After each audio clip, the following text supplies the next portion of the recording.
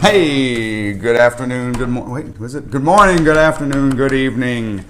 We are, well, I am Mikey P, your host. And I am the producer and co-host, Diva. And this hey, is, Coach. hey, Hi, Coach. This is FnA Army Wolverine edition, your Wednesday Upcap of Michigan sports. Tommy, this August 24th. You are He's back. Glad to see it. Yes, so we want to welcome all you live viewers and all you replay viewers who will be watching live in the future, however that may happen. And caring is, wait, how's it go? Sharing is caring. So if this is all entertaining to you guys, please share it along. Glad to have Coach Saint back. The spiffy tie, you can find them on the interwebs. But yes. How about the party in the front? And you got to tie it the way he ties it. Well, it's the short tie. It's, you know, it's. We need the big bold M right there. I got to get that M right there. It's kind of it's an art. It's an art to get the M right there. There you go. It takes me like even better if you can, takes me 8 tries. If you can get it to stand straight up. We'll see. Alrighty, folks. We're gonna give you a this is a special day. This is a very special day because of all the hype that's coming up. There's a huge, the greatest sporting spectacle in the world. We're gonna discuss only that today. Welcome, Mr. And I am talking about the 2016 Olympics. No, I'm not. We're talking Michigan football. It's all football all day today for the next 15 minutes of the day. 10 days. 10 days. Isn't that crazy? 10. When we said 17. 10 days. Last week. It seemed, 3 weeks away, but 10 days. 10 days is right there. It serious. is dang serious. And that means that we are going to have to go live for the Hawaii game, September 3rd. You do need a tie for your wedding day. You absolutely do. Yes. In fact, you should have who was it? Karis LeVert. You should get Karis LeVert's tuxedo or suit coat. You should wear that. The maize and blue. He had like the maize lapels and blue everywhere else. That's what you should wear for your wedding day. True. 10 days till kickoff. AP preseason poll ranks Michigan at number 7. Number 7. That's the highest since 2007, which we're not going to talk about when they were number 5. We were ranked number 5 in 2007. Yeah, but then something happened. But then we won't mention what happened. No, we're not going to mention what happened there. So we have discussed the defensive line quite a bit in previous broadcasts. But we haven't made much mention of defensive tackle Brian Moan. There's got to be something on this recruiting stuff, but we'll talk, yes. So, we want to talk a little bit about Brian Moan. Brian Moan redshirted last season as a sophomore. He broke his ankle in spring practice, didn't play the whole time, and it definitely hurt the defensive line to lose him as a starter last year because, Glasgow went off halfway through the season. And he's extremely happy to be back at camp. His enthusiasm is through the roof. Unfortunately, she's that. So that's not going to fly at the wedding. You can maybe get away with a tie. Maybe get away with the tie. You know what you should do? You should put it on the undersoles of your shoes so that when you kneel down at church, if that's what you do, and then you have the big block M on your on the backs of your shoes, who's staring. Who's going to be looking? All the people in the audience at the wedding will be looking at your shoes. Exactly, or your underwear. Well. But we don't know who's starting it. That's for wedding night. All right, so Moan is being tagged as the happiest college football player. Happiest college football player. He and Ryan Glasgow. We got two potential starters. Moan was a backup, but he's starting capability at nose tackle. And Mo Hurst, who could start for half the teams in the Big Ten as a backup. Moan and Glasgow are pretty stoked about sharing the dirty work. What do they call themselves? They love the nose, and they call each other the Gutter Boys. The Gutter Boys. The Gutter Boys. The Gutter Boys. They like the dirty work. That was the name of the gang that I ran back back in my day in high school. The Gutter Boys. Mm-hmm. When he talks slow, you know he's lying. Yeah, so they're pretty close to each other. They're actually figuring out, because of the up-tempo offenses that are coming into the Big Ten. We saw Indiana last year. We saw Ohio State. They're learning how to sub out for each other. The defensive line is too deep across the board, and they're trying to learn how to sub in and out for each other. We've been practicing that. So he used to bowl. Well, Blimpie's open. Different gutter, but yes, is Blimpie's open right now? Is Blimpie's actually? Did they rebuild? I don't remember. Last one I saw was in Chicago. Under Don Brown, defense is back to 4-man front as opposed to 3, which is how Durkin ran it. So the nose tackle is crucial for stabilizing the line, and we've got 2 of the best. Especially with a defense that's likely to blitz as often as Michigan. But moving on to some offensive capabilities, and if anybody can be offensive around here, it's us. I believe it is bootylicious time. Yeah, I don't think you're ready for this jelly.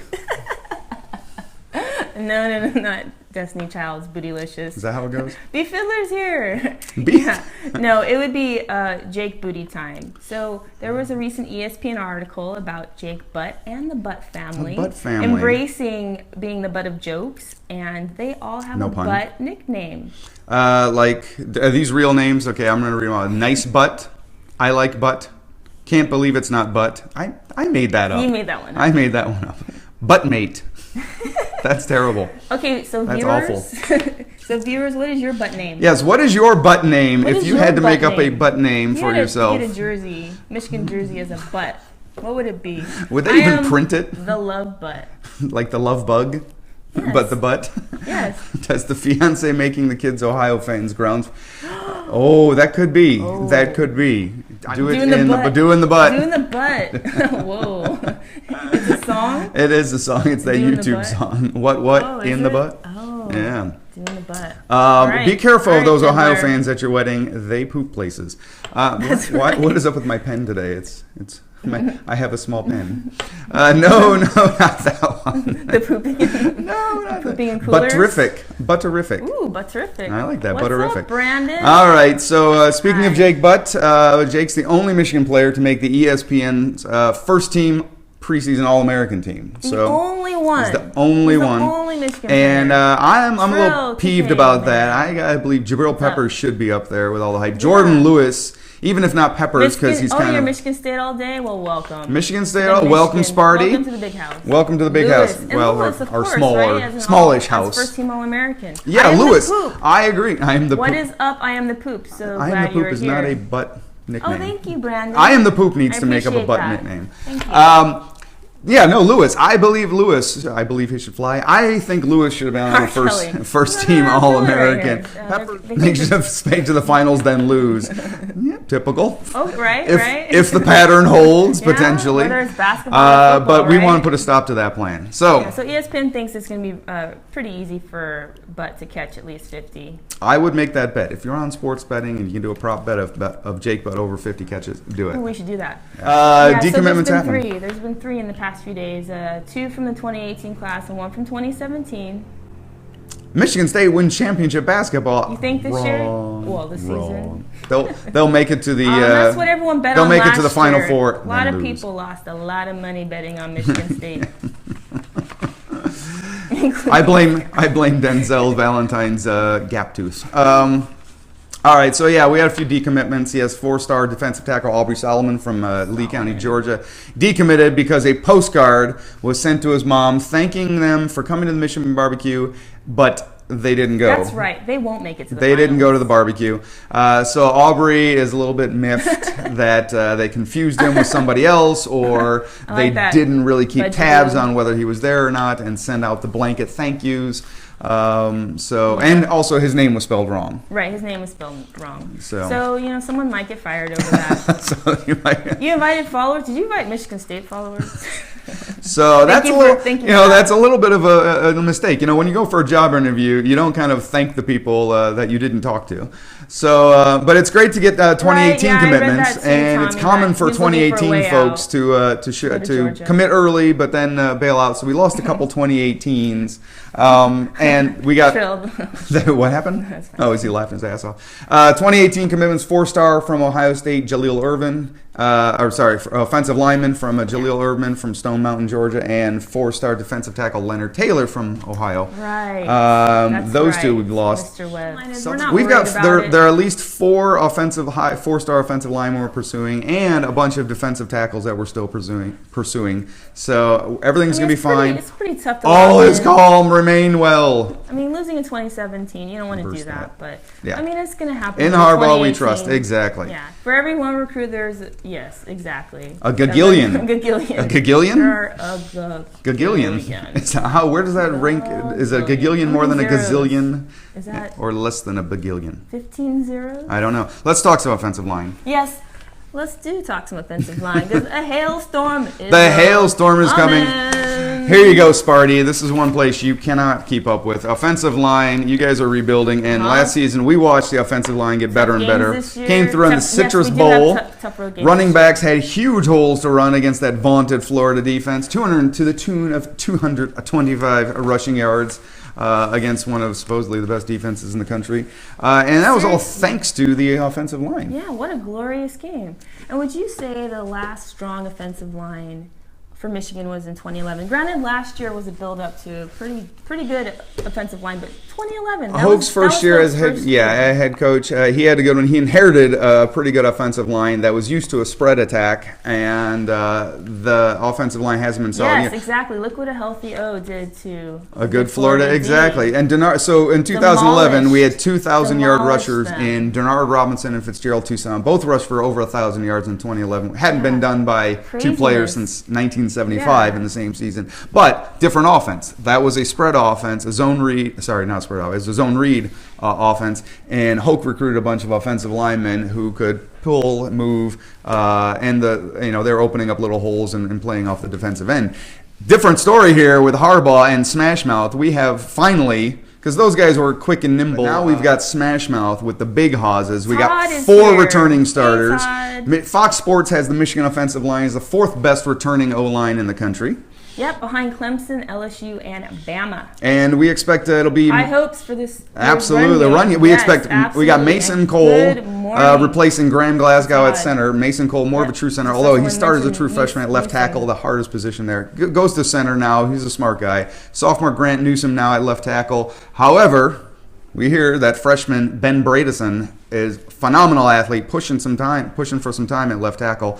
Newsome should have some time to get going to take over the left tackle spot, or Bredesen if they get him. Time to warm up. We got a light first few games. We should continue to see senior left guard Ben Braden improve over the season. I mean, there was such a difference from what he looked like against Utah to squashing how well people he in played Florida. at the Citrus Bowl. Squashing Gators. Chomp, chomp. So he's a stable and dependable starter. Of course, we have right tackle Eric Magnuson. We've seen him for years. Who's trying? He tweeted out that he wants to play quarterback. He plays Fat Man 7-on-7. And he's a pretty solid He's quarterback player. for their Fat Man 7-on-7 team. He's good. We're not gonna say he's great, but he's good, and he'll be good on the right side. And then senior right guard Kyle Kalis.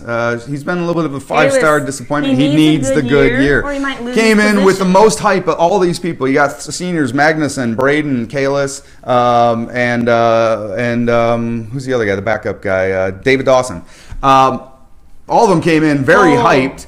And Kalis has kind of been, he was the leader of that hype train, kind of the least improved, but he's got another year now with Harbaugh. He's had several different offenses. He's been the most inconsistent. Most inconsistent, but several different offenses. Let's see what he does this year. I'm excited. I think these guys are gelling. They're happy. They're fat and happy men. They're fat and happy men. Yeah. David Dawson, we're going to duke it out with Kalis, but I think those guys will push each other. So we got to hope that the backups, the underclassmen, do. What did the old anchor used to call it? Hog mollies. The big uglies. The big uglies. Hog mollies and the big uglies. And hopefully they push the underclassmen to step up, because we're going to lose 5 or 6 seniors. Well, okay, and a lot of injuries for Callis. That's true. Michael Onwenu, Ryan Glasgow says he's up to, as a true freshman, he's a 375-pounder and athletic enough to get playing time. So I expect to see at least 2 freshmen. Is there anything on Hudson playing both ways? I have not. I know that they've been testing him, but I think that may be just a function of getting some time in practice. Getting him some time in practice. I think like Magnuson at quarterback. Yes. I don't think he's getting any time at practice at quarterback. All right, let's round things up here. Pop quiz, hot shots. Who holds the Michigan record for most career rushing yards with 5,040? 5,040 yards. Michigan rushing record. This has got to be easy. Tip of the tongue. Everybody's there. There we go. Thank you. Bianca Batuka, almost. No, he had 1 year. Bianca Batuka really had one good year. Spell it? I'm impressed. Bianca, but that was a pretty good spell job, though, for really quick. I gotta get my thumbs on. Gotta get it out. Yes. Yes, we do want a stud quarterback. You've got me, though. No, I guess that doesn't count. All righty. Yes, Mike Hart in 2004 to 2007.